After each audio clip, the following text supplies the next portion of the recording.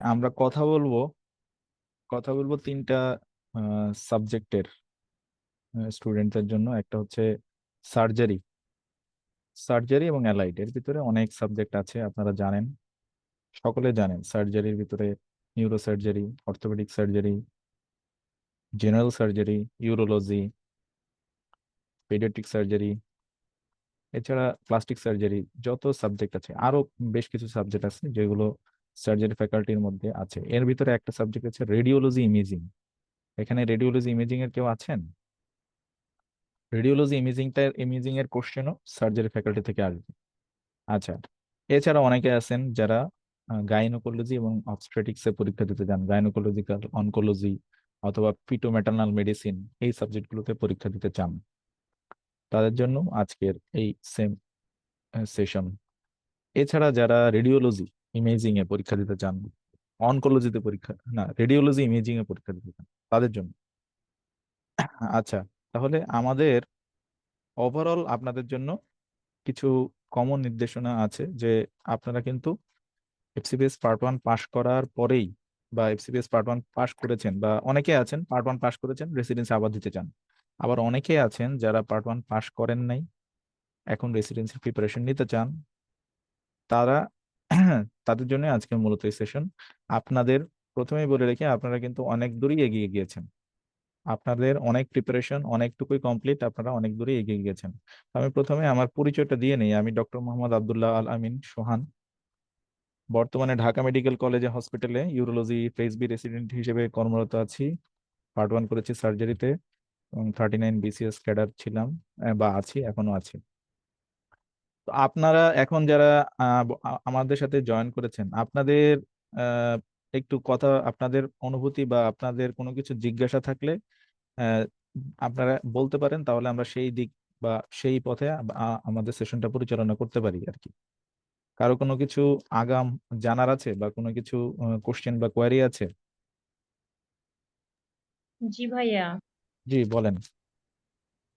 ভাইয়া আমি এবার হচ্ছে জুলাই 25-এ FCPS part one first time দিয়েছিলাম, আমার আচ্ছা। হয়নি। আচ্ছা, তো কোন সাবজেক্টে? আমি হচ্ছে সার্জারিতে। সার্জারি, আচ্ছা। ঠিক আছে, তারপর? আচ্ছা, আমি হচ্ছে রেসিডেন্সি দিতে চাচ্ছি, মানে মানে 1 বছরের ডিস্টেন্সটা মনে হয় থাকতে হয়, সেটা কবে থেকে 1 বছর একটু জানতে চাচ্ছিলাম। সেটা হচ্ছে আপনার আপনার হচ্ছে ইন্টার্নশিপ কমপ্লিট হওয়ার পর থেকে।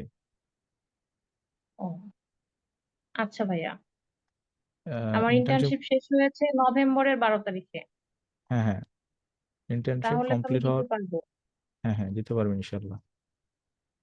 আর কারো কিছু আচ্ছা। জানার আছে?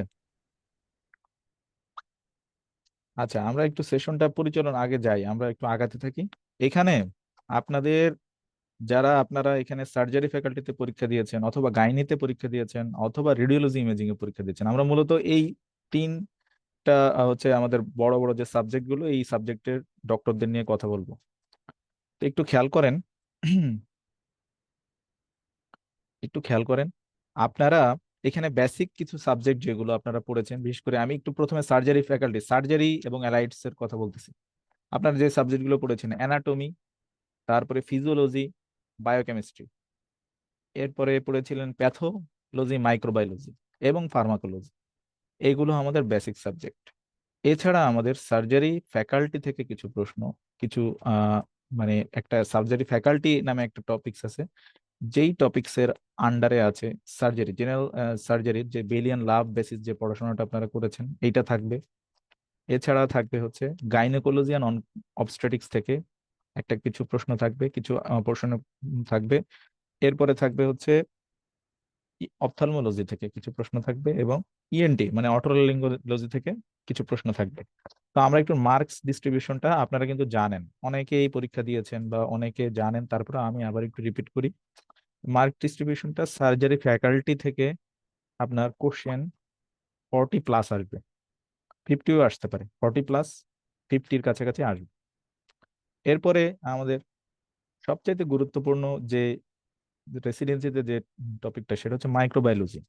এখান থেকে অনেক প্রশ্ন আসে, 35 থেকে 40টা, মিনিমাম 30+ প্রশ্ন পাবেনই আপনি মাইক্রোবায়োলজি থেকে। এর পরের আপনারা যারা অ্যানাটমি, বা সার্জারি ফ্যাকাল্টিতে পরীক্ষা দিচ্ছেন, তাদের জন্য আমি বলবো অ্যানাটমিটাও ইম্পর্টেন্ট। তাদের সবার ক্ষেত্রে মেডিসিন বা পিডিয়াট্রিক্স বা অন্য ক্ষেত্রে কোশ্চেন হয়তো 20 বা তার কম আসবে, কিন্তু আপনাদের জন্য কোশ্চেন 20+ আসবে, মিনিমাম 25 আসবে, কিছু এক্সট্রা প্রশ্ন দিবে অ্যানাটমি রিলেটেড। অ্যানাটমিটাও ইম্পর্টেন্ট। এরপরে ফিজিওলজি। ফিজিওলজিটা বরাবরই ইম্পর্টেন্ট। এটা 35 থেকে 40টা প্রশ্ন আসতে পারে, 30+ আসবে মাস্ট। ঠিক আছে, এটা একটা রেঞ্জ বললাম বিভিন্ন বিগত বছরের প্রশ্নের আলোকে। এরপরে প্যাথোলজি, এই পোর্শনটা রিলেটিভলি সহজ, কিন্তু এখান থেকেও আপনার ভালো মানের প্রশ্ন আসবে, 25 থেকে 25 থেকে 30টা প্রশ্ন এখান থেকে আপনি পাবেন। ফার্মাকোলজি, যারা সার্জারি ফ্যাকাল্টিতে পরীক্ষা দিয়েছেন এফসিপিএস পার্ট 1, ইভেন যারা রেডিওলজিতে পরীক্ষা দিয়েছেন বা গাইনোকোলজির বিষয়টা আপনারা যারা পরীক্ষা দিয়েছেন পার্ট 1, তাদের ক্ষেত্রে ফার্মাকোলজিটা আসলে অত ডিটেলস আমরা কিন্তু পড়ি না। ফার্মাকোলজি এফসিপিএস পার্ট 1 আপনারা কি খুব বেশি ডিটেলস পড়ছিলেন ফার্মাকোলজি, একটু কেউ বলতে পারবেন, বিশেষ করে যারা সার্জারিতে পরীক্ষা দিয়েছিলেন? না, বেশি আচ্ছা, details। গাইনোকোলজিতে যারা ছিলেন তারা ফার্মাকোলজির প্রিপারেশন কেমন নিয়েছিলেন? আচ্ছা, তো এই পোর্শন থেকে কিন্তু এবার একটু ভালো মতো প্রিপারেশন নিতে হবে। আমি বলবো কোন কোন জায়গা থেকে পড়তে হবে। এরপর আসেন বায়োকেমিস্ট্রি। এইটা থেকে আপনারা 10 থেকে 12 মার্কসের প্রশ্ন বা 15 মার্কসের 15 প্রশ্ন আসতে পারে। তো ওভারঅল এই হলো আমাদের পড়াশোনা। তা আপনারা কিন্তু দেখেন এখানে কিন্তু ম্যাক্সিমামই কিন্তু পড়া। এখন যারা সার্জারিতে পরীক্ষা দিবেন, সার্জারিতে ভালো প্রিপারেশন নিয়েছেন অলরেডি, তাদের কিন্তু মোটামুটি প্রিপারেশন নেওয়া আমি বলবো অলমোস্ট 80% কমপ্লিট। ঠিক আছে, এখন যারা গাইনোকোলজিতে পরীক্ষা দিয়েছেন তাদের জন্য সার্জারি ফ্যাকাল্টিতে একটু ভালো করে পড়তে হবে, বাকিগুলো কিন্তু আপনারা পড়েছেন। যারা রেডিওলজি ইমেজিং এ পরীক্ষা দিবেন তারাও আমি বলবো বাকিগুলো কিন্তু আপনারা মোটামুটি পড়েছেন। আহ, যদি আপনারা যদিও আপনারা রেডিওলজি রিলেটেড টপিক গুলো বেশি বেশি গুরুত্ব দিয়ে পড়েছেন, কিন্তু ওভারঅল পড়া আছে। সিস্টেমিক সিস্টেমিক প্যাথোলজি নামে একটা টপিক চ্যাপ্টার মানে সাবজেক্ট আপনাদের থাকে, সেই অংশটুকু থেকেও বেশ সার্জারি রিলেটেড পড়াও কিন্তু আপনাদের কমপ্লিট হয়ে গিয়েছে। তো আমি মনে করবি এখানে যারা আছেন তাদের প্রিপারেশন 70 থেকে 80 ভাগ কিন্তু নেওয়া কমপ্লিট। এখন কিভাবে আমরা আগাবো? এখন আপনারা জানেন যে এখানে মার্কস ডিস্ট্রিবিউশনটা তো জানলেন, কিন্তু পরীক্ষার প্যাটার্নটা কি জানেন কিরকম আপনারা? বা কেউ পরীক্ষা যারা দিয়েছেন তারা কি কেউ বলতে পারবেন কিরকম ভাবে প্রশ্ন আসে, বা কয়টা এসবি আসে, কয়টা এমসিকিউ আসে, একটু বলতে পারবেন? আচ্ছা, 200 মার্কসের পরীক্ষা হয়। এখানে 200 মার্কসের পরীক্ষার ভিতরে 180 থাকে হচ্ছে এমসিকিউ। আর লাস্ট বিগত 2-3 বছর ধরে আমাদের নতুন এসবিএ প্রশ্নটা চালু হয়েছে, 20 মার্কসের এসবিএ থাকে। নেগলিজিবল, খুব কম একটা অ্যামাউন্টের একটা আপনার হচ্ছে মাইনাস মার্কিংস, নেগেটিভ মার্কিংস থাকে, এটা নেগলিজিবল, এটা আপনাকে অ্যাভয়েড করতে হবে এই অংশটুকু। তো এখন এইখানে কিন্তু টাইম, এফসিপিএস পার্ট 1 পরীক্ষায় আমরা পরীক্ষা দিতাম 3 দিনে পরীক্ষা দিতাম, অনেক টাইম থাকতো। কিন্তু আপনাদের পরীক্ষাটা 4 ঘন্টায় হয় মোটামুটি। আমি আসলে অভিজ্ঞ না এই বিষয়টা নিয়ে, কারণ আমি এই প্যাটার্নে পরীক্ষা দেই নাই। তবে যথেষ্ট টাইম পাওয়া যায় সব মিলে এফসিপিএস পার্ট 1 পরীক্ষায়, কিন্তু এইখানে কিন্তু আপনার খুবই ভাইটাল হচ্ছে টাইমিংটা। এখানে আপনার 200টা প্রশ্ন দাগাতে হবে, প্রতিটা প্রশ্নের 5টা করে স্টেম থাকবে এবং কলম দিয়ে দাগাইতে হবে। এই কলম দিয়ে দাগানোর জন্য আপনাদের কিন্তু টাইমটাও লাগবে বেশি। পেন্সিল দিয়ে দাগাইতে যে টাইমটা লাগে, কলমে দিয়ে দাগানোর জন্য টাইমটাও লাগে বেশি। সুতরাং আপনাকে কোনো প্রশ্ন এখানে এসকেপ করে যাওয়ার সুযোগ নাই। এখানে ধরেন আপনি একটা কোশ্চেন পারতেছেন না, আমি একটু কিছু কথা বলে নিচ্ছি আগেই, ট্রিক্স রিলেটেড কিছু কথাবার্তা। যে কোশ্চেনটা আপনি পারতেছেন না, ধরেন আপনি একটা কোশ্চেন জানেনই না, অ্যানাটমির একটা প্রশ্ন, বা আপনি হচ্ছে ফার্মাকোলজির একটা প্রশ্ন জানেনই না, সেই প্রশ্ন থেকে সেই প্রশ্ন যদি আপনি স্কিপ করে চলে আসেন যে আমি এটা পরে দেখাবো, তাহলে এইখানে আপনার সুযোগ নাই। এখানে আপনার পরবর্তীতে কিন্তু ফিরে যাওয়ার আর সুযোগ নাই, এবং এটার জন্য অনেকেই সাফারার হয়। এই জন্য আপনাকে দাগাতে হবে একদম ফার্স্ট টু লাস্ট। যে প্রশ্নটা পারবেন না, কোনো চিন্তা ভাবনা নাই, সব ট্রু দিবেন নাহলে সব ফলস দিয়ে দিবেন। একটু দেখবেন যে এটা আবার টেকনিক আছে আপনারা জানেন, তাও বলি যে একটা প্রশ্নের মধ্যে যদি একটা ট্রু জানেন যে এটা আমার ট্রু, বাকি একগুলো সম্বন্ধে কোনো ধারণা নাই, বাকি সবগুলো ফলস। এটা আপনারা এই রুলসটা আপনারা ফলো করবেন। তো এবার আমরা একটু সাবজেক্ট ওয়াইজ আলোচনার ভিতরে যাই। আমাদের অ্যানাটমির ভিতরে বরাবরই আমাদের পার্ট ওয়ান পরীক্ষায় যেমন অ্যাবডোমেন ইম্পর্টেন্ট, এই পরীক্ষায়ও আমাদের অ্যাবডোমেন মোস্ট ইম্পর্টেন্ট টপিক। এরপরে থোরাক্স আমাদের ইম্পর্টেন্ট টপিক। নেক্সট আমরা বলবো হিস্টোলজিটা ইম্পর্টেন্ট। এক্সট্রিমিটি থেকেও ভালো অ্যামাউন্টের প্রশ্ন আসে, আমাদের প্রিপারেশন নেওয়া আছে, আমরা কিন্তু পড়তে পারবো ভাইয়েরা। এরপরে এমব্রায়োলজি থেকে প্রশ্ন আসে, খুবই সিলেক্টিভ প্রশ্ন, খুবই পার্ট ওয়ান পরীক্ষায় যেমন পড়ে গিয়েছিলেন এইখান থেকেও খুব সিলেক্টিভ প্রশ্ন আসবে, খুব বেশি ডিটেলস পড়বেন না। এখন আসেন আরেকটা টপিক, সেটা হচ্ছে head neck and neuro anatomy. এখান থেকে কিন্তু প্রশ্ন ভালো অ্যামাউন্টের আসে। এখন একটু বলে রাখা ভালো যে পার্ট ওয়ান পরীক্ষার প্রশ্নগুলো কিন্তু খুব স্পেসিফিক হয়। এসবি বলেন, আমি এমসিকিউ এর কথা বলি, এখানে এমসিকিউ গুলো এটাই ভাইটাল। পার্ট ওয়ান পরীক্ষার এমসিকিউ গুলো খুবই ক্রিস্টাল ক্লিয়ার, সুন্দর। মনে মনে করেন আপনি একটা টপিক পড়ে গেলেন, স্টোমাক থেকে পড়ে গেছেন, আপনি ভালো মতো পড়ে গেছেন, লিভার থেকে পড়ে গেছেন, হ্যাঁ, দেখবেন আপনি পার্ট ওয়ান পরীক্ষায় আনসার করতে পারতেছেন খুব সুন্দর করে। কিন্তু এইখানে কেন জানি অ্যানাটমির প্রশ্নটা একটু কঠিন করে। এই জন্য অনেকের অ্যানাটমির প্রতি একটা এইখানে আহ মানে একটা ভীতি কাজ করে। অ্যানাটমি ওই যে আমরা যেমন বিসিএস এর ক্ষেত্রে ম্যাথ যেরকম, ঠিক এই পার্ট ওয়ান এই রেসিডেন্সি পরীক্ষায় অ্যানাটমিটা সেরকম।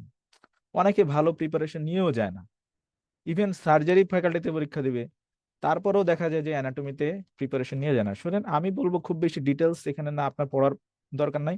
আপনারা যতটুকু প্রিপারেশন নিয়েছেন পার্ট ওয়ান পরীক্ষায় ততটুকুই পড়েন, রিভাইজ করেন, এর সাথে লাস্ট আওয়ারের প্রশ্নগুলো সলভ করবেন। লাস্ট আওয়ারের প্রশ্নগুলো যদি সলভ করেন তাহলে আপনার পড়া কিন্তু পড়ার পড়াটা আপনি কনফিডেন্স পাবেন এবং পড়াটা পরিপূর্ণতা পাবে। লাস্ট আওয়ার সলভ না করলে, পার্ট ওয়ান পরীক্ষায় কোশ্চেন সলভ না করেও কেন জানি হয়ে যাওয়ার পসিবিলিটি আছে। হ্যাঁ, কারণ আমার কোশ্চেন নাই, প্রিভিয়াস কোশ্চেন নাই, কোশ্চেন রিপিট হয় খুব নেগলিজিবল অ্যামাউন্ট। আমাদের এসবিএ পার্টটা আছে, সেই রিলেটেড কোশ্চেন আপনি সলভ করলেন। কিন্তু এইখানে আপনাকে লাস্ট আওয়ার থেকে বিগত 10 বছরের প্রশ্ন, রিসেন্ট ডিপ্লোমা 2-3 বছরের ডিপ্লোমা, 2-3টা সেশনের ডিপ্লোমার প্রশ্ন, আর রেসিডেন্সির 10 বছরের প্রশ্ন, মিনিমাম 5 বছরের প্রশ্ন সলভ করাই লাগবে, 5টা সেশনের প্রশ্ন। মোট আপনার 8 থেকে 10টা সেশন ডিপ্লোমা এবং রেসিডেন্সি মিলে সলভ করা লাগবে। এখন আসেন ফিজিওলজি। এইখান থেকে ফিজিওলজির মধ্যে বরাবরই ব্লাড ফিজিওলজি থেকে অনেক প্রশ্ন আসে। সিভিএস ফিজিওলজি আপনারা জানেন কোন কোন টপিক, এটা আমাদের পরবর্তীতে আবার কিছু পড়াবে, রিভিউ ক্লাস হবে, টিপস এন্ড ট্রিক্স সেশন হবে, পরীক্ষা দিবেন। আমি আর টপিক্স এর ভিতরে যাইতে যাচ্ছি না। এন্ডোক্রাইন ফিজিওলজি বরাবরই ইম্পর্টেন্ট, নার্ভাস ফিজিওলজি, এই টপিকগুলো থেকেই বড় বড় কোশ্চেন আসবে। রেনাল ফিজিওলজি, বডি ফ্লুইড, এখান থেকে প্রশ্ন আসবে মাস্ট। ঠিক আছে, প্রতিটা টপিক থেকেই প্রশ্ন আসবে। এবং বরাবরই আপনাদের এখানে আপনাদের প্রতি দিক নির্দেশনা হচ্ছে লাস্ট আওয়ার। ধরেন একটা টপিক আপনি পড়লেন ব্লাড ফিজিওলজি, ব্লাড ফিজিওলজির মধ্যে আপনি পড়লেন কি, আমি পড়লাম ক্লটিং ফ্যাক্টর নিয়ে প্রশ্ন পড়লাম, অথবা কোয়াগুলেশন ডিসঅর্ডার নিয়ে প্রশ্ন পড়লাম, আমি হিমোফিলিয়া নিয়ে পড়াশোনা করলাম। তাহলে কি করবেন, সাথে সাথে পড়াশোনা, যে টপিকটা পড়বেন সেই টপিকটা পড়ার সাথে সাথেই আপনারা ওই টপিকের প্রিভিয়াস কোশ্চেন গুলো লাস্ট আওয়ার দেখে সলভ করে ফেলবেন, মাস্ট। এটা আপনার নিয়ম হলো, জেনেসিসের শীট থেকে আপনি একটা টপিক পড়বেন, আমি পড়বো হচ্ছে ব্লাড, আমি পড়বো হচ্ছে ধরেন ব্লাড প্রেশার রেগুলেশন। এই ব্লাড প্রেশার রেগুলেশন রিলেটেড যে কোশ্চেন গুলো আমার লাস্ট আওয়ারে আছে সেগুলো আমি সলভ করে ফেলবো সুন্দর করে। যে প্রশ্নটা আমি পারতেছি না সেটা একটু মার্ক করে রাখবো, সেই স্টেম গুলো। এখানে অনেক রিপিট হয়, অনেক রিপিট হয়, এই পরীক্ষাগুলোতে হুবহু কিছু প্রশ্ন রিপিট হবে, কিছু করে পরীক্ষায় কিছু কিছু ক্ষেত্রে টপিক রিপিট হবে, বা হচ্ছে কোশ্চেন রিপিট হবে, স্টেম গুলো একটু চেঞ্জ করে দিবে, এরকম ভাবে প্রশ্নগুলো হয়। আগে আগে 17, 18 বা 19 এরকম সেশন গুলোতে একদম অনেক প্রশ্ন হুবহু রিপিট আসতো। তবে এখন একটু রিপিটেশনটা কম হয়, হুবহু রিপিটেশনটা একটু কম হয়।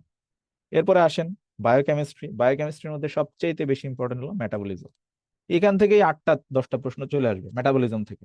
এই মেটাবলিজমটা কিন্তু সার্জারি ফ্যাকাল্টি আপনারা ভালো করে বেশি পড়েন নাই, আমি পড়ি নাই। আমি মানে সার্জারি পার্ট ওয়ান পরীক্ষার সময় মেটাবলিজম অত ভালো করে পড়া লাগতো না, কারণ অত বেশি প্রশ্ন আসেও না। কিন্তু এইখান থেকে অনেক প্রশ্ন আসবে মেটাবলিজম, এইখানে কিন্তু আপনাদের একটু গ্যাপ আছে।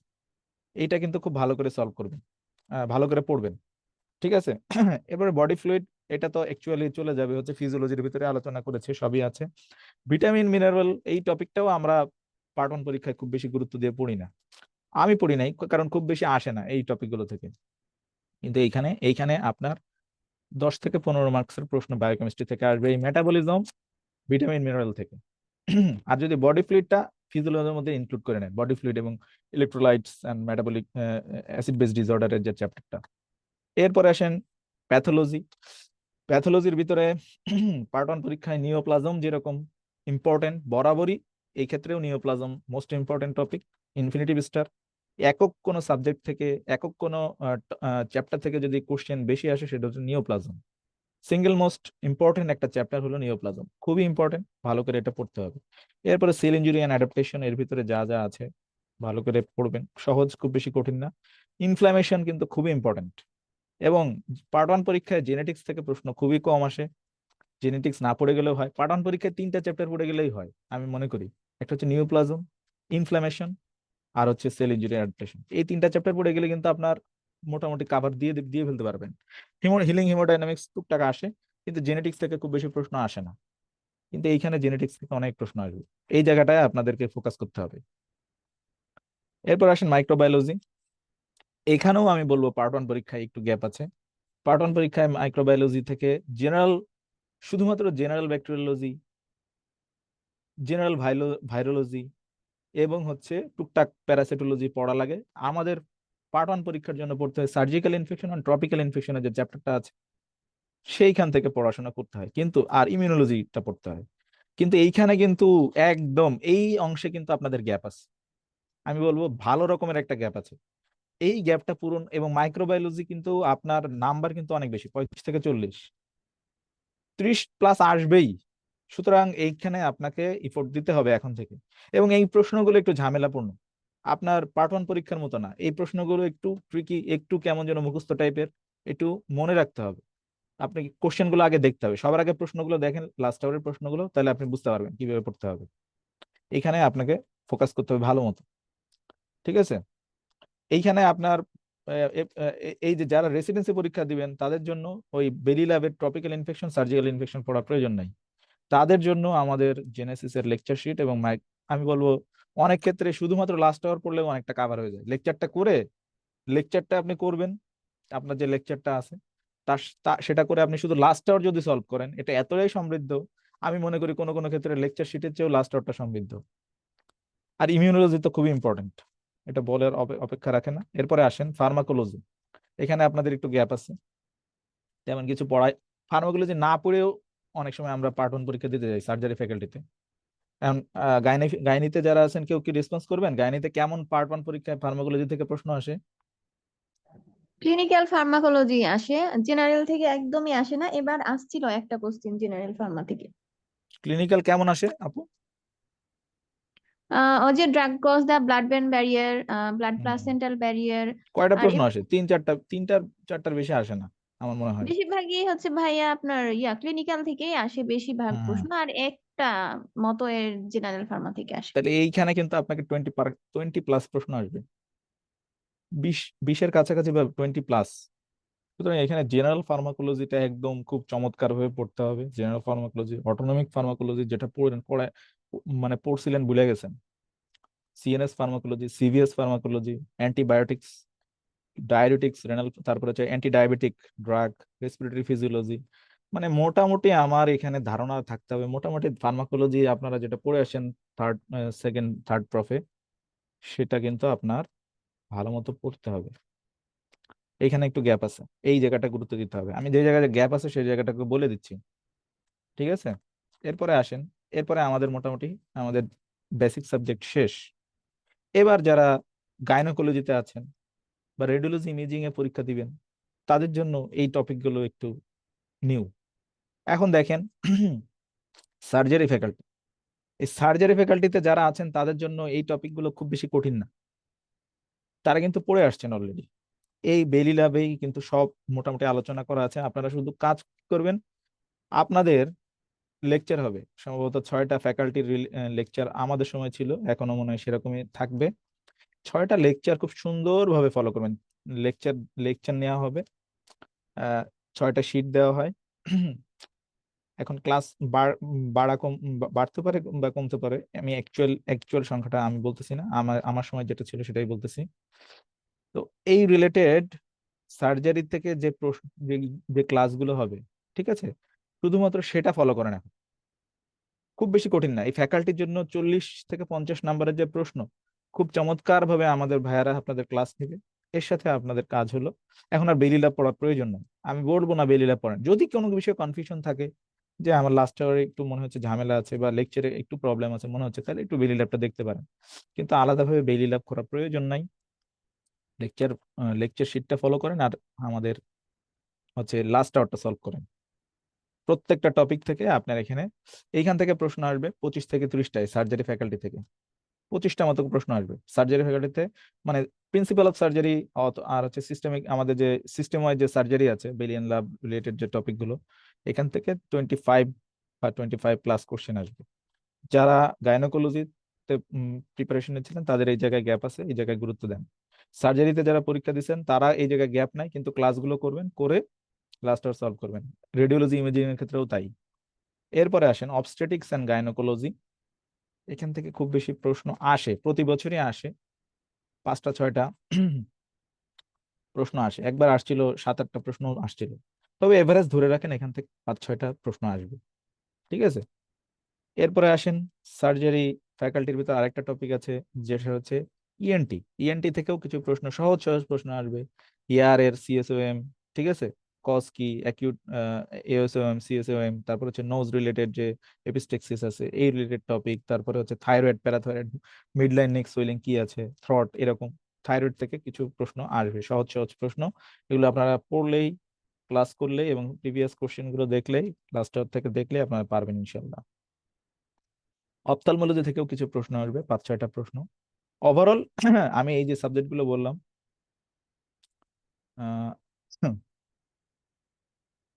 অবস্টেটিক্স অ্যান্ড গাইনোকোলজি, এনটি, এবং এই তিনটা চ্যাপ্টার থেকে 10 থেকে 12টা প্রশ্ন আসবে। 10 থেকে 12টা, সর্বোচ্চ 15টা। কিন্তু প্রিন্সিপাল অফ সার্জারি এবং সার্জারির যে বাকি চ্যাপ্টার গুলো থেকে আছে সেটা থেকে প্রশ্ন আসবে 25 থেকে 30টা। ওভার হলো এই। এখন আসেন কি করবেন। এখন করণীয় হচ্ছে রেগুলার এক্সাম গুলো দিবেন আপনারা। যে ক্লাসগুলো আছে, যে আপনাদের যে ক্লাসগুলো এখনো কমপ্লিট হয়নি সেগুলো মাস্ট করবেন। লাস্ট আওয়ারটা মাস্ট সলভ করবেন ফর এফসিপি, ফর হচ্ছে এমসিকিউ পোর্শনের জন্য। এবং এসবি আওয়ার নামে একটা বই আছে, সেটা আপনারা খুব সুন্দর করে সলভ করবেন। ঠিক আছে, এবং সবচেয়ে ইম্পর্টেন্ট হলো এখানে আপনার টাইম মেনটেন করে পরীক্ষা দেবেন। এখানে কিন্তু টাইম মেনটেন অনেক গুরুত্বপূর্ণ, বিসিএস এর মতোই এখানে টাইম মেনটেনটা গুরুত্বপূর্ণ। এরপরে আসেন এই যে আমাদের লাস্ট আওয়ার যে বইগুলো আছে, লাস্ট আওয়ার একদম লেটেস্ট এডিশন যদি না নিয়ে থাকেন আপনারা অবশ্যই সলভ করবেন, এবং এসবিআই আওয়ার যে বইটা আছে অবশ্যই সলভ করবেন। এবং যারা পাঠন পরীক্ষা পাশ করেছেন আবার রেসিডেন্সি দিতে চান, তাদের জন্য তো তারা তো আলাদা একটা কনফিডেন্স আছেই তাদের মধ্যে। এবং যারা হচ্ছে কোনো কারণে পাঠন পরীক্ষায় ভালো প্রিপারেশন নেওয়ার পরও আমি দেখেছি অনেকে 209 পয়েন্ট সামথিং, 208, 207 পেয়েও চান্স হয় নাই, পাস করতে পারে নাই। তাদের জন্য একটু মানে খারাপ লাগে। আমারও হয়েছে এরকম। যারা এরকম আছে আমি বলি, যেমন যারা হচ্ছে 207, 8, 9 এরকম পান নাই, তা আপনাদের মনে করেন আপনার প্রিপারেশন হয়ে গেছে, নেক্সট বার পরীক্ষা দিলে ইনশাল্লাহ আপনাদের হবে। পার্ট 1 পরীক্ষাটা আপনারা ছাড়বেন না। রেসিডেন্সি হয়ে গেলেও রেসিডেন্সির পরে নভেম্বরে রেসিডেন্সি, আবার জানুয়ারিতে পার্ট 1 পরীক্ষা হবে। অবশ্যই আপনারা পার্ট 1 পরীক্ষায় অংশগ্রহণ করবেন, ইনশাল্লাহ আবার সফলকাম হবেন। এতে হতাশ হওয়ার কিছু নাই, লেগে থাকতে হয়। এগুলো আসলে লেগে থাকার পরীক্ষা, পার্ট 1 পরীক্ষাগুলো এবং রেসিডেন্সি পরীক্ষা। তবে যেটা বলার মতো সেটা হচ্ছে আমাদের রেসিডেন্সি পার্ট 1 পরীক্ষাটা হচ্ছে নিজের সাথে নিজের লড়াই। যেমন আমরা জিপিএ 5, আমি জিপিএ 5 80 পাই কি পাই না এটার পরীক্ষা, মানে 70% মার্কস আপনাকে ক্যারি করতে হবে। রেসিডেন্সি পরীক্ষাটা কিন্তু আপনার এটা কম্পিটিটিভ এক্সাম।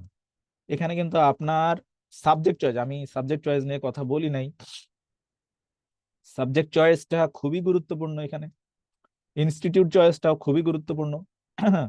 এই বিষয়গুলো কিন্তু আপনাকে মাথায় রাখতে হবে। এখন সাবজেক্ট চয়েসটা পার্ট 1 পরীক্ষার চেয়ে রেসিডেন্সি পরীক্ষায় বেশি গুরুত্বপূর্ণ আমি মনে করি, কারণ পার্ট 1 পরীক্ষায় সাবজেক্ট চয়েস আপনি একটা ইনস্টিটিউটে পরীক্ষা দিলেন, ট্রেনিং করলেন, পরবর্তীতে ভালো লাগলো না চেঞ্জ করে ফেললেন। এখন আপনার রেসিডেন্সি পরীক্ষাতে এই সুযোগ নাই, আপনি ইনস্টিটিউট চয়েস, সাবজেক্ট চয়েস, এটা খুবই গুরুত্বপূর্ণ। এখন আপনার সাবজেক্ট চয়েসের ক্ষেত্রে আপনি কি গুরুত্ব দিবেন আমি একটু বলে দেই। হ্যাঁ, আপনার যেটা ভালো লাগবে, আপনার যেটা ভালো লাগার মধ্যে আছে না আমি চান্স পাচ্ছি না এই জন্য আমি একটা সাবজেক্টে দিয়ে দিব, আমি এটার পক্ষপাতী না, তাহলে একটু সাফার সাফার করতে হয়। আমি মনে করি যেই সাবজেক্টটা আপনার প্যাশন আছে, বা একটা সাবজেক্ট না, অনেকের একটা দুইটা সাবজেক্টের প্রতি ফ্যাসিনেশন আছে, তাদের তাদের বিষয়টা আলাদা। এবং অনেকে আছে শুধু একটা সাবজেক্ট পছন্দ করে, সেটা হোক তার প্যাশন প্যাশন অথবা হোক তার ভালো লাগা, অথবা হোক তার, সে অনেক কিছু চিন্তা করে, তার ফ্যামিলি অথবা কিছুটা ফিনান্সিয়াল ব্যাপার স্যাপার এখানে চিন্তা ভাবনা করে।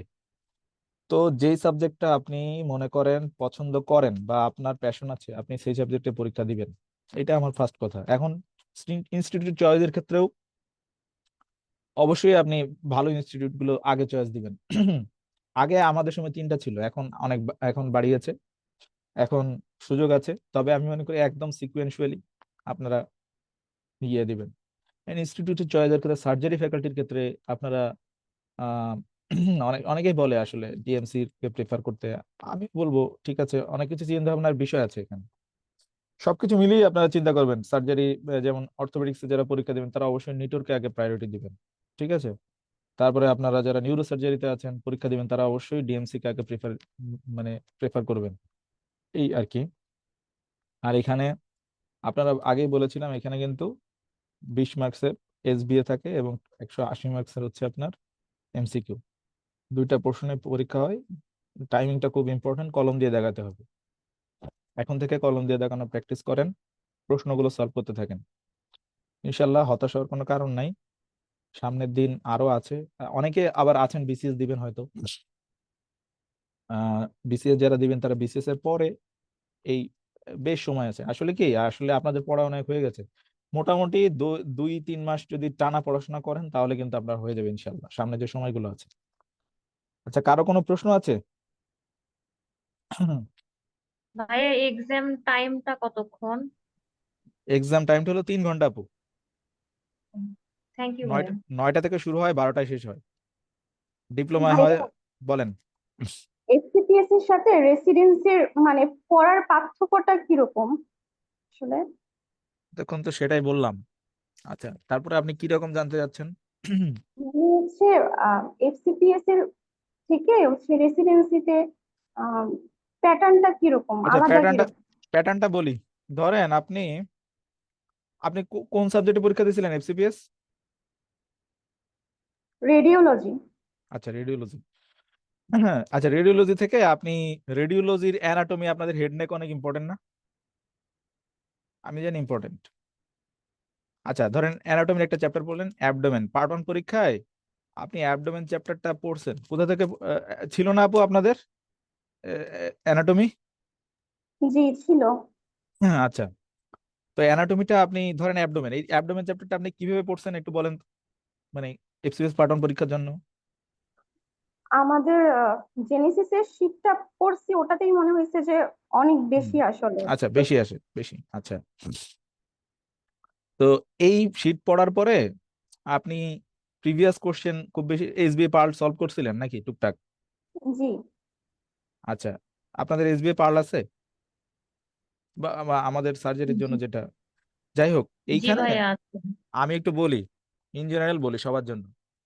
পার্ট 1 পরীক্ষায় আপনি, আমি প্রথমে বলছি আপনি একটা চ্যাপ্টার পড়বেন, এই এই চ্যাপ্টারের প্রশ্ন কমপ্লিট এই সলভ না করলেও চলবে।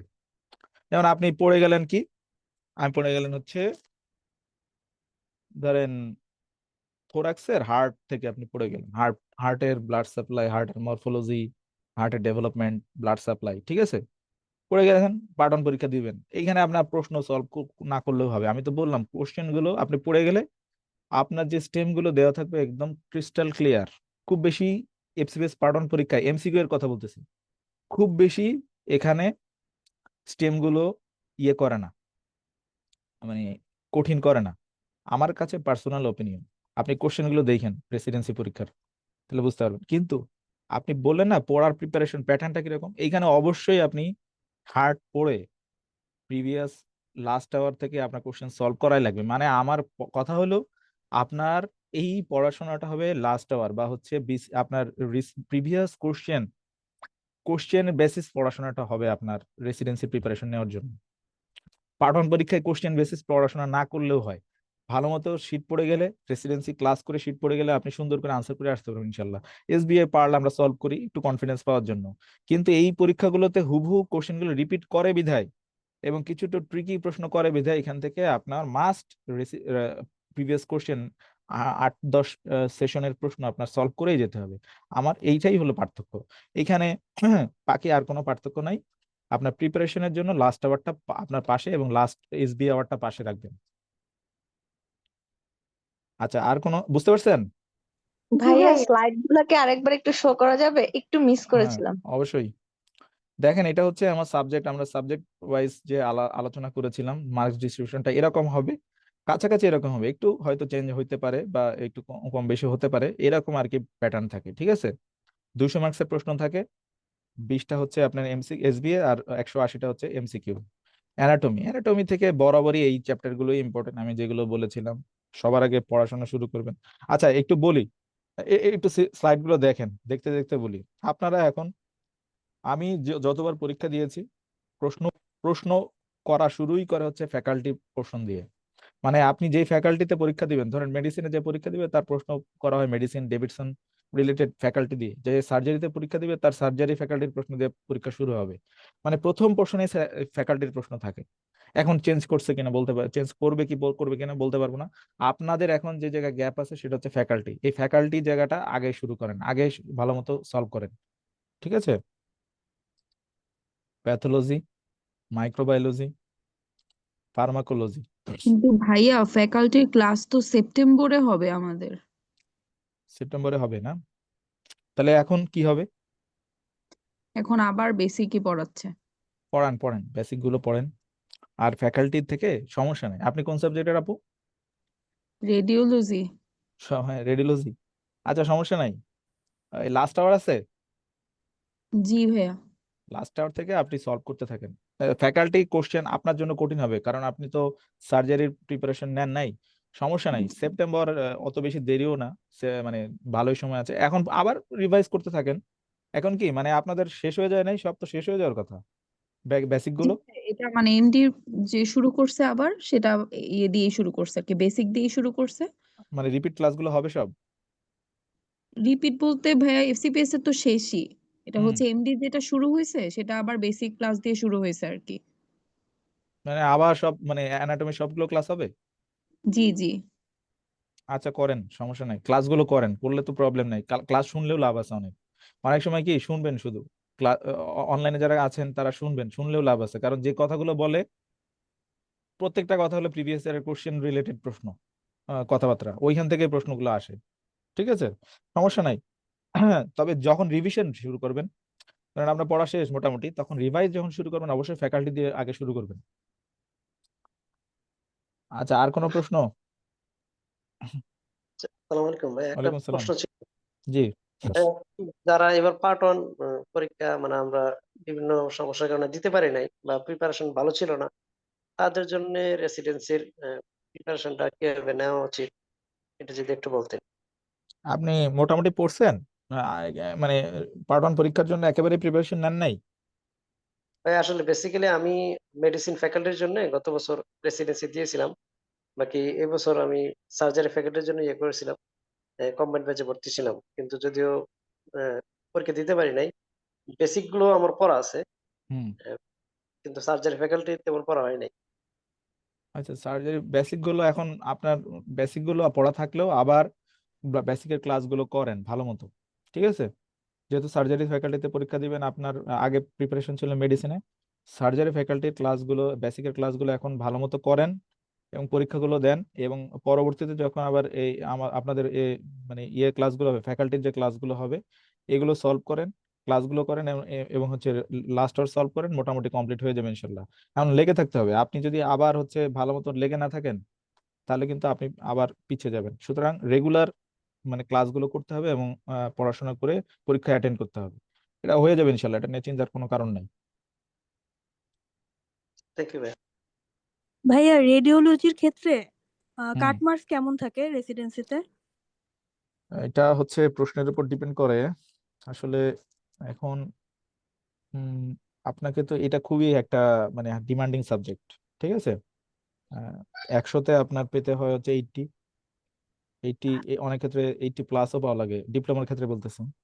সেক্ষেত্রে রেসিডেন্সির ক্ষেত্রে আপনাকে মিনিমাম 155 150+ তো রাখাই লাগবে, টার্গেট হচ্ছে 155-60 এরকম। ভাইয়া হুম, আমরা যে ধরেন রেডিওলজিতে এবার এফসিপিএস দিচ্ছি, এখন রেডিওলজির এই পড়াগুলা কি এখানে কোনো কাজে লাগবে না? মানে লাগবে। basic- আপনাদের সাবজেক্ট ছিল রেডিওলজি, অ্যানাটমি, ঠিক না? অ্যানাটমি সাবজেক্ট গুলো ছিল, সিস্টেমিক প্যাথোলজি ছিল, তাই ছিল না? জি আর কি ছিল বলেন সাবজেক্ট গুলো? না, আমি জানতে চাচ্ছিলাম যে রেডিওলজি স্পেসিফিক টপিক ও অনুযায়ী কি কিছু থাকবে না, নাকি এটা খুবই কম আপু। আপনাদের রেডিও ফিজিক্স থেকে অনেক প্রশ্ন আসে, ওই রিলেটেড টপিক তো আসবে না এখানে। এন্ড কিছু রেডিওলজির কিছু প্রশ্ন আছে যেগুলো সার্জারি ফ্যাকাল্টির কিছু প্রশ্ন, যেগুলো আপনার টুকটাক কিছু প্রশ্ন আসবে, এক্স রে, সিটি স্ক্যান, টুকটাক কিছু প্রশ্ন আসবে বেসিক, যেমন রেডিওলুসেন্ট স্টোন কি কি আছে, বুঝছেন? রেনাল স্টোনের ভিতরে কোনগুলো রেডিওলুসেন্ট, কোনগুলো রেডিও অপেক, ঠিক আছে?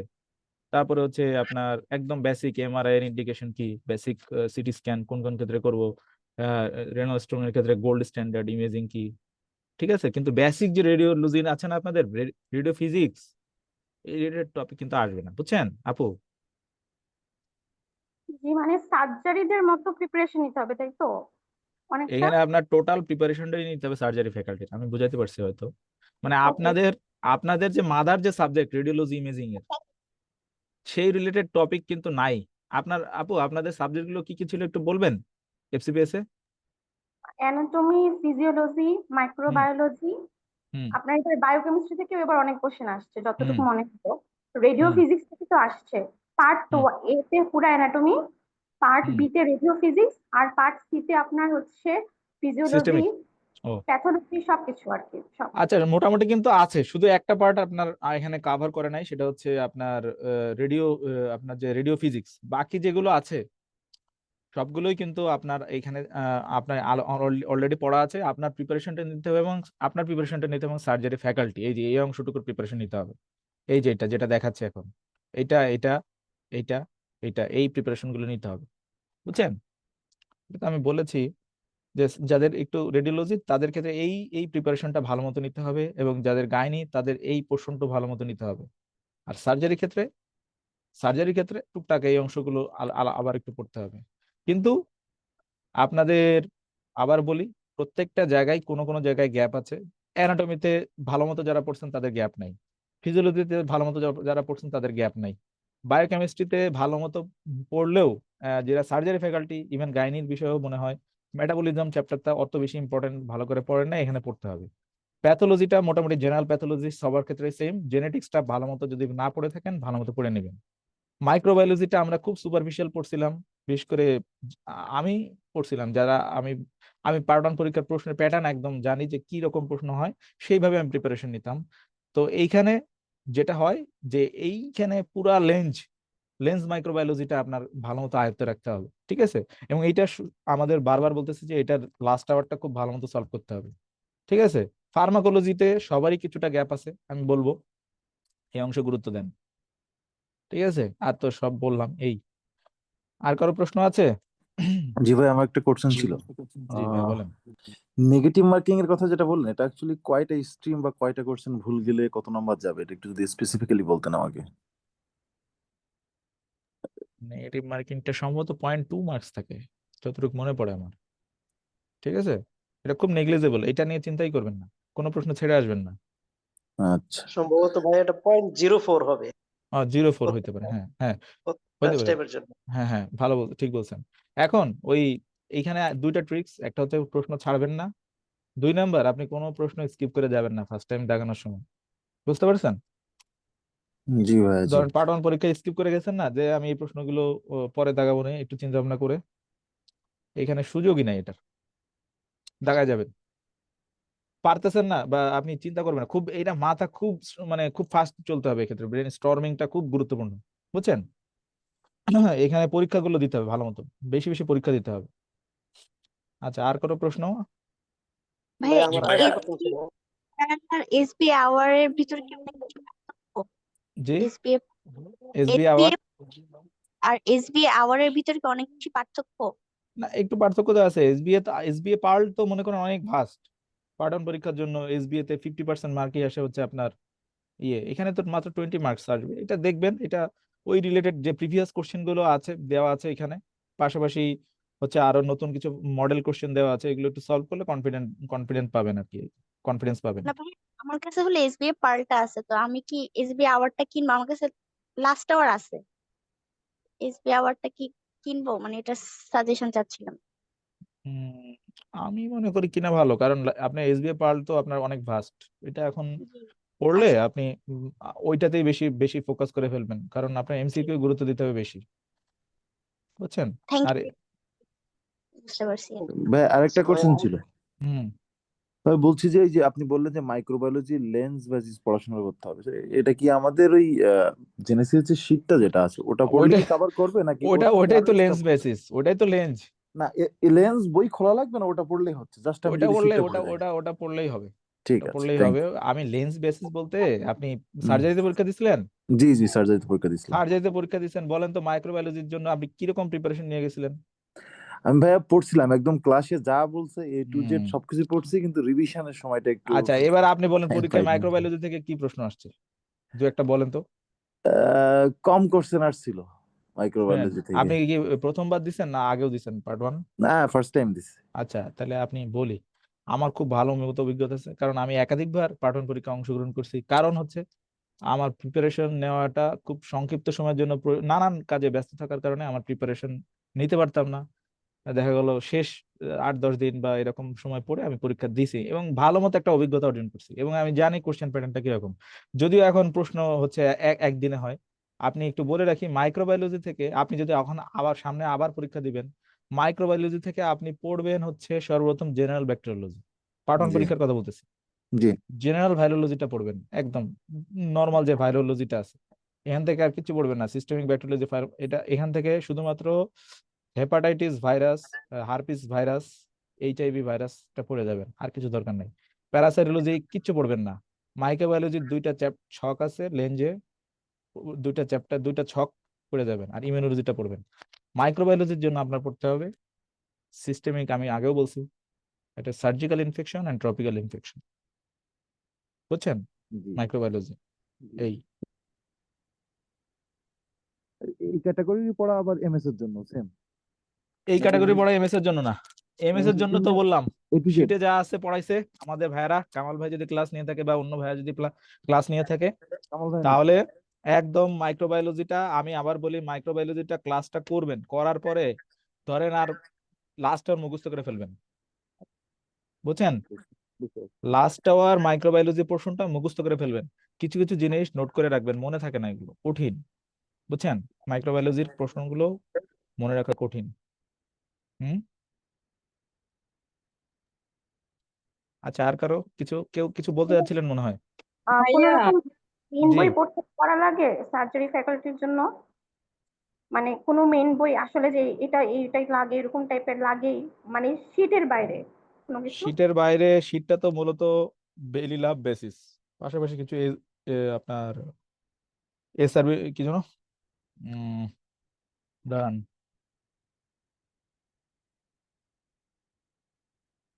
আচ্ছা, এসআরবি এসআরবি থেকেও কিছুটা নেওয়া হয়েছে। আর হচ্ছে বেলি লাভ, হ্যাঁ, এর বাইরে লাগে না। তবে আপনি যদি মনে করেন যে আপনার এই জায়গায় একটু কনফিউশন আছে, তাহলে আপনি একটু বেলি লাভটা একটু দেখতে পারেন, তবে খুব বেশি প্রয়োজন নাই। আমি বলবো খুব বেশি প্রয়োজন নাই।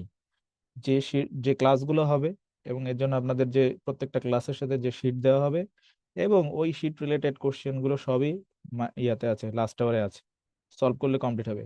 আর আপনি যদি পড়তে চান সময় করে বেরি ল্যাব থেকে, তাহলে দেখতে পারেন কনসেপ্ট ক্লিয়ার করার জন্য, কিন্তু সময় অত বেশি পাবেন না। তবে কনফিউশন থাকলে একটু দেখে নিতে পারেন, আমি এতটুকুই বলবো, বুঝছেন? জি ভাই, thank you. সার্জারি ফ্যাকাল্টির জন্য আরেকটা প্রশ্ন ছিল যে 6টা যে ফ্যাকাল্টি শিট দেওয়া হয় এমএস এর হুম জন্য, ওই শিটগুলো কি এখন প্রিপারেশন নিব নাকি না আগে যে শিটগুলো ভাইয়েরা পড়িয়েছেন সাবজেক্ট না, ওয়াইজ বেরিলাব থেকে মেইনলি পার্ট 1 এর জন্য? ওইগুলো ওইগুলো পড়তে পারেন, ওগুলো একটু পড়লে বেশি ডিটেলস হয়ে যাবে, বুঝছেন? ওই পার্ট 1 এর জন্য যেগুলো আছে ওটা তো পুরা বেলি ল্যাব, ওটা পড়তে পারেন, কিন্তু ডিটেলস হয়ে যাবে অনেক বেশি। যেমন আপনার আপনার হচ্ছে গ্যাস্ট্রোএন্টারোলজি, এখানে এই টোটাল যে টপিক গুলো বললাম না, এই টপিক গুলো থেকে আপনার 3টা শিট। একটা শিট হলো অপথলমোলজি, একটা শিট হলো গাইনোকোলজি, আর একটা হচ্ছে ইএনটির। এখন একটু চেঞ্জ হইতে পারে, আমার সময় যেটা ছিল আমি সেটাই বললাম, হয়তো একটা দুইটা হেরফের হইতে পারে। এই এই সার্জারি রিলেটেড জন্য আপনার 3টা শিট ছিল আমার সময়, এখন বাড়াতে পারে হয়তো একটা দুইটা, ঠিক আছে। কিন্তু ওইটা পড়লে একটু ডিটেলস হয়ে যাবে, পড়তে পারেন আপনি, আমি না করব না। আপনার প্রথম কাজ হবে, আমি বলবো ফ্যাকাল্টির প্রশ্নগুলো দেখা সবার জন্য। ফ্যাকাল্টির প্রশ্ন আপনারা এই প্রশ্নগুলো মোটামুটি জানেন, কিন্তু ফ্যাকাল্টি কি ধরনের প্রশ্ন আসে লাস্ট আওয়ার থেকে একটু দেখে দেখে নেন, তাহলে আপনি এগিয়ে যাবেন। বুঝতে পারছেন?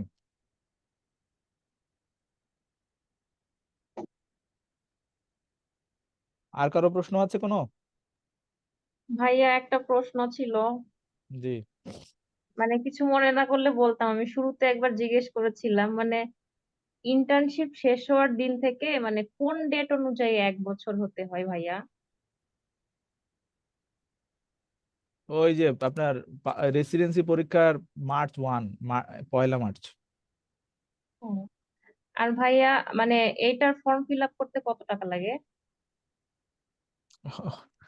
টাকার বিষয়টা তো আমি এখন ভুলে গেছি, অ্যাকচুয়াল টাকাটা ছিল, আমি সাত তো হাজার টাকা 7,000। হ্যাঁ, কম বেশি তো করে অনেক বর্তমান সময় ভাইয়া দেখি। 7,000 টাকা। হ্যাঁ হ্যাঁ, 7,000, হ্যাঁ 7,000। হ্যাঁ, আর ভাইয়া বাড়াইছে। পরীক্ষাটা হচ্ছে নভেম্বরের কোন উইকে হয়? নভেম্বরের আগে হয়তো, নভেম্বরের একদম শেষ উইকে, শেষের দিকে। এখন আপনি ধরে রাখেন নভেম্বরের মাঝামাঝি থেকে, হয়তো 20 থেকে 30-এর মধ্যেই হবে। আর ভাই আর একটা কোশ্চেন, মানে ফর্ম ফিল আপটা কি মানে অক্টোবরের দিকে হবে নাকি আরো আগে? নভেম্বরে হলে, নভেম্বর, অক্টোবরে, হ্যাঁ অক্টোবরের দিকেই হবে। যদি নভেম্বরে হয় পরীক্ষা, নভেম্বরেই তো হয় নর্মালি। মাঝখানে কিছু সময় পরীক্ষা ডিসেম্বরে হয়েছিল, এবং কিছু ইস্যু ছিল, এবং কোনো কোনো সময় পরীক্ষা 100 মার্কসেও হয়েছে, ইমার্জেন্সি কিছু সিচুয়েশন। কিন্তু এখন তো 200 মার্কসের পরীক্ষা হচ্ছে। 100 মার্কসের পরীক্ষা আমার সময় হয়েছিল। 100 মার্কসের পরীক্ষা হলে কি হয়, প্রশ্নগুলো খুব বেশি কমন পড়ে না, মানে রিপিটেশন কম হয়। 200 মার্কসের পরীক্ষা যখন হয়, তখন প্রশ্ন তো অনেক বেশি করা লাগে, রিপিটেশনটা হয় বেশি। বুঝছেন? জি ভাইয়া। আসসালামু আলাইকুম ভাইয়া। ওয়ালাইকুম আসসালাম। ক্লিনিক্যাল পার্টটার পড়াশোনার ব্যাপারে আবার একটু যদি বলতেন। যেমন আমরা যখন রেডিওলজির জন্য হচ্ছে সিস্টেমিক প্যাথোলজি থেকে অনেক কিছু পড়েছিলাম, তো এখন আসলে মানে সিস্টেমিক প্যাথোলজি মানে তো আপনার সার্জারি, বুঝলেন সে- নাই? জি অবশ্যই। এখন অবশ্য তাহলে কি পড়বো, কিভাবে শুরু করবো তাইলে, বা সামনে? ক্লিনিক্যালের জন্য আপনি প্রথমে, সবার জন্য পরামর্শ হচ্ছে, ক্লিনিক্যালের জন্য প্রথমে আপনারা ক্লিনিক্যালের প্রশ্নগুলো দেখেন। বুঝছেন? তাহলে আপনি বুঝতে পারবেন যে আসলে কি ধরনের প্রশ্ন আসে। লাস্ট আওয়ার থেকে দেখবেন, এই যে আমি যে চ্যাপ্টার গুলো দেখাইছি, এই চ্যাপ্টারের ভিতরেই সবগুলো প্রশ্ন আছে। এইভাবে সাজানো আছে লাস্ট আওয়ারে সুন্দর করে। তো এই টপিক গুলো আপনি দেখেন যে প্রশ্নটা কি রকম হচ্ছে, যেহেতু আপনাদের এখন আবার বেসিক ক্লাস হচ্ছে, তাহলে আপনি আস্তে আস্তে একটু শুরু করেন, নিজে নিজে কোশ্চেন গুলো সলভ করেন। এত বেশি, খুব বেশি অ্যাগ্রেসিভ হওয়ার দরকার নাই। আমাদের আমাদের সেন্টার যেভাবে আগাচ্ছে, আপনি সেভাবে আগান, সময় মতো কিন্তু আপনাকে কমপ্লিট করিয়ে দেওয়া হবে। বুঝছেন? কিন্তু আপনি একটু ধারণা রাখেন এই রিলেটেড। আর আমি ওই যে আপনার লামলি, স্মিথডির, তারপর হচ্ছে রডডির যে বইগুলো, এটা যদি পারেন একটু দেখে নিয়েন। আগে প্রশ্ন আসতো হুবহু, কিন্তু এখন খুব বেশি প্রশ্ন আসে না। এই নিয়ে সেশনও হবে আমাদের, এই সেশনগুলো অংশগ্রহণ করেন আর কি। আচ্ছা, এমনিতেই হচ্ছে পার্ট ওয়ান পরীক্ষার ক্ষেত্রে দেখা যাচ্ছে অনেক কিছু আমাদের কনসাইজ করে দিত, হ্যাঁ, হুম, টিপস এন্ড ট্রিক্স ক্লাস হতো। এটা তো তো হবে তো। এক্ষেত্রে রেসিডেন্সির ক্ষেত্রে কি, যেমন আপনি কিছুক্ষণ আগে বললেন যে মাইক্রোবায়োলজি থেকে আমাদের কিছু কিছু পোর্শন আমাদের পরীক্ষার আগে পড়ে যেতে হবে, সব না পড়লেও চলবে। তো তেমনি ভাবে হচ্ছে কি বাকি যেগুলো সাবজেক্ট গুলো আছে এগুলোর ক্ষেত্রে কি ওরকম ভাবেই করে দিবে শেষের দিকে নাকি? না না, আমি তো আমার কথা মনে হয় বুঝেন নাই। মাইক্রোবায়োলজিটা আমি যেটা বলেছিলাম পার্ট 1 রিলেটেড কথা বলেছিলাম।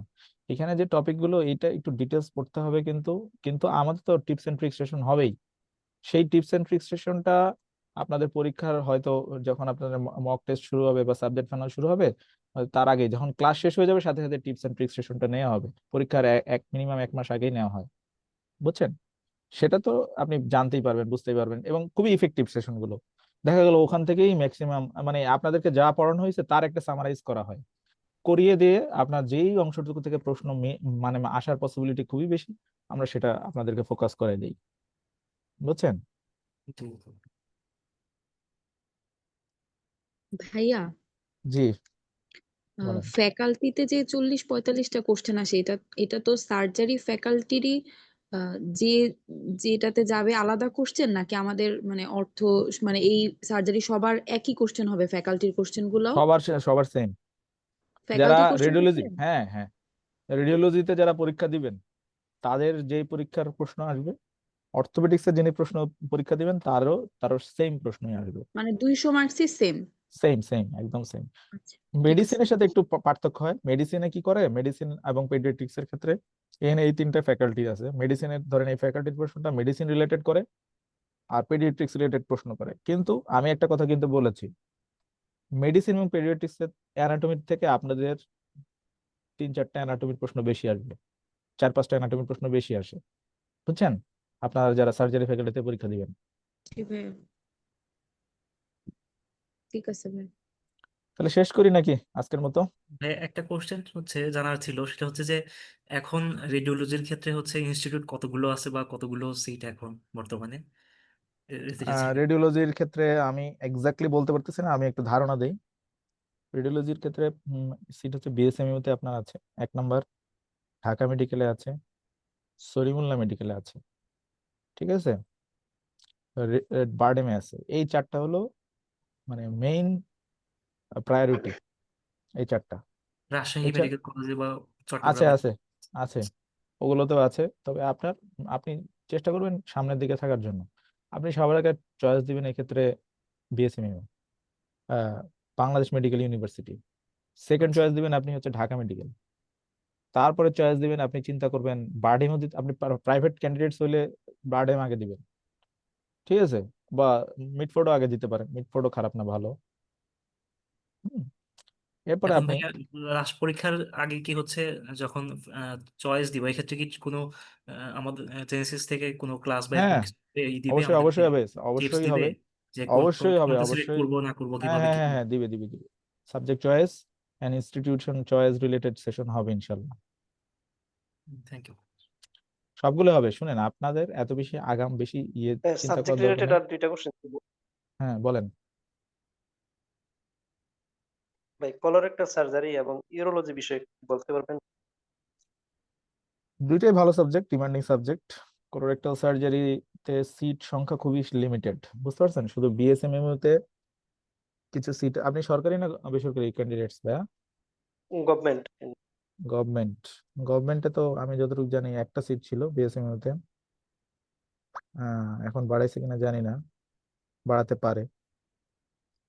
1-2টা সিট থাকে বিএসএমইউ তে, এবং ডিএমসি তেও চালু হয়েছে, ঠিক আছে।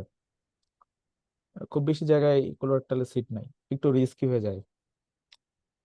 এবং যারা খুব ভালো প্রিপারেশন নেয়, একদম মনে করেন হওয়ার মতো, মানে একদম মনে করেন কি বলবো, যেহেতু ইনস্টিটিউটও কম, এবং বেশ ডিমান্ডিং সাবজেক্ট, সেক্ষেত্রে আপনি চয়েস করতে পারেন, আমি না করবো না, অবশ্যই ভালো চান্স তো পাই কেউ না কেউ যারা হচ্ছে ভালো প্রিপারেশন। আর ইউরোলজিতে ভালো, এটাও ডিমান্ডিং সাবজেক্ট, সব দিক দিয়ে ভালো, পাস রেটও বাড়তেছে আগের তুলনায়। এটা আবার আপনার ইনস্টিটিউট চয়েসের সুযোগ আছে, পিএসএমইউ তে আছে, নিকডুতে আছে, ঢাকা মেডিকেলে আছে, ঢাকার বাইরেও আছে, সলিমুল্লাহ আছে, এরপরে আপনার ঢাকার বাইরেও আছে, ময়মনসিংহে আছে, চিটাগাংয়ে আছে, সিলেটে আছে সম্ভবত, ঠিক আছে। তবে সবাই সবসময় চেষ্টা করবেন ঢাকায় থাকার জন্য, কারণ এটার গুরুত্ব অনেক বেশি রেসিডেন্সির ক্ষেত্রে। আপনার ঢাকার বাইরে গেলে একটু একটু কঠিন হয়ে যায় সবকিছু মিলে আর কি। পাশ করে না তা না, কিন্তু ঢাকায় থাকলে সব দিক দিয়ে একটু সুবিধা, এই আর কি। মানে আপনি চয়েস করেন, আমি কিন্তু বলছি আপনার প্যাশন কোনটা, যা হেপাটোবিলিয়ারি সরি কোলোরেক্টাল সার্জারি নাকি হচ্ছে আপনার ইউরোলজি, কোনটাই আপনার পেশেন্ট, সেটা আপনি আগে চিন্তা করেন। ভালো লাগে তো ভাই দুইটাই আসলে। দুইটাই ভালো লাগে। কলোরেক্টালে তো খুবই লিমিটেড, হ্যাঁ, সেক্ষেত্রে আপনি ভালো লাগে তার মানে ইঞ্জিনিয়ারিং বুঝছি সমস্যা। কোলোরেক্ট, আপনার ভালো লাগে বেশি কোলোরেক্টাল। কোলোরেক্টালের সিট লিমিটেড বিধায় আপনি সেকেন্ড চয়েস হিসেবে চিন্তা করছেন ইউরোলজি। কারণ আমি আমার কথা বলি, আমার কথাটা বলি, আমি উপজেলায় পোস্টিং এ ছিলাম তখন, আমি আসলে পড়াশোনার সুযোগটা খুব বেশি পাইছিলাম না। আগের প্রিপারেশন নেওয়া ছিল। এই এই ক্ষেত্রে আমি হচ্ছে লাস্ট মাত্র 2 মাস বা 2.5 মাস 3 মাসের প্রিপারেশন নিয়েছিলাম। আমার কথা চিন্তা করে আমার সাথে তুলনা করে লাভ নাই। কারণ হচ্ছে হয়তো আমার হয়ে গেছে চান্স, কিন্তু হয়তো শর্ট টাইম প্রিপারেশন নিয়ে অনেক সময় নাও চান্স হতে পারে। আল্লাহ পাক চাইলে সবকিছু হতে পারে। এখন যেটা আমার চয়েস, ধরেন আমি ইউরোলজি আমার হচ্ছে এফসিবিএস সরি ইন্টার্নশিপের সময় আমার 3টা সাবজেক্ট চয়েস পছন্দের ছিল। একটা ছিল অর্থোপেডিক্স, একটা ছিল নিউরোসার্জারি, একটা ছিল ইউরোলজি। আমি একবার নিউরোসার্জারিতে পরীক্ষা দিয়েছিলাম, সেই সময় বিসিএস দিয়ে নিউরোসার্জারিতে পরীক্ষা দিয়েছিলাম, বিসিএস হওয়ার আগে আগে আর কি। তো ওই প্রিপারেশনটা মোটামুটি নিয়েছিলাম আর কি, ওই প্রিপারেশন দিয়ে আমার এই এই ধাক্কাটা আমি পার করছিলাম। কিন্তু আমি আমার 3টা সাবজেক্ট চয়েসের মধ্যে আছে, কিন্তু আমার হয়তো ইউরোলজিটা আমি রিলেটিভলি একটু আমি প্রিপারেশন কম নিতে পেরেছিলাম বিধায় আমি ইউরোলজিটা চয়েস দিয়েছিলাম। কিন্তু হয়তো প্রিপারেশন আরো ভালো থাকলে হয়তো আমি হয়তো নিউরোসার্জারি বা হয়তো দিতে পারতাম। কিন্তু আমার চয়েসের মধ্যে আমার 3টা কিন্তু আমার সাবজেক্ট চয়েসের মধ্যে, আমি যদি এখন আমার পছন্দের বাইরে যদি আমি চয়েস করতাম, ধরেন আমি অন্য সবার ক্ষেত্রে বলতেছি না, মাইন্ড করবেন না, ধরেন আমি হচ্ছে চয়েস করতাম প্লাস্টিক সার্জারি। ধরেন আমার এটার প্রতি প্যাশন নেই, কিন্তু আমি কিন্তু এই পরীক্ষা এই সাবজেক্টে গিয়ে কিন্তু আমি ঢুকে আমি কিন্তু খুব বেশি মানে মানে আমি করতে পারবো না। আমার কনসেন্ট্রেশন দিতে বলেন বা টোটাল মানে এই পিরিয়ডটা তো খুব কঠিন একটা পিরিয়ড। আপনারা যখন এই পিরিয়ডে ঢুকবেন তখন এই পিরিয়ডটা কিন্তু আপনার মনে করেন যে আপনার সামনে এই 5 বছর যে ট্রেনিং পিরিয়ডটা, এটা কিন্তু আপনার ডক্টর আপনার হচ্ছে চিকিৎসা জীবনের যে সবচেয়ে ক্রুশিয়াল মোমেন্ট, সেই ক্রুশিয়াল মোমেন্টটা হলো সামনে আপনারা যখন আসবেন সেই টাইমটা। সুতরাং এই সময়টা আপনার ক্যারিয়ার, এই সময়ে আপনার ফ্যামিলি, এই সময়ে আপনার বাচ্চা কাচ্চা, আপনার হচ্ছে ফ্যামিলি সাপোর্ট আপনাকে এখন দিবে না, উল্টা আপনাকে ফ্যামিলিকে সাপোর্ট দিতে হবে, বাচ্চা কাচ্চা আসবে, ওয়াইফকে সাপোর্ট দিতে হবে, আহ, বাচ্চার বিষয় আছে, সব কিছু চিন্তা করে আপনাকে সাবজেক্ট চয়েস করতে হবে। বুঝতে পারছেন? এই আর কি। তো ঠিক আছে, আজকের মতো শেষ করি নাকি ভাইয়ারা? পড়াশোনা করতে থাকেন। আর কারো কিছু প্রশ্ন আছে? হুম।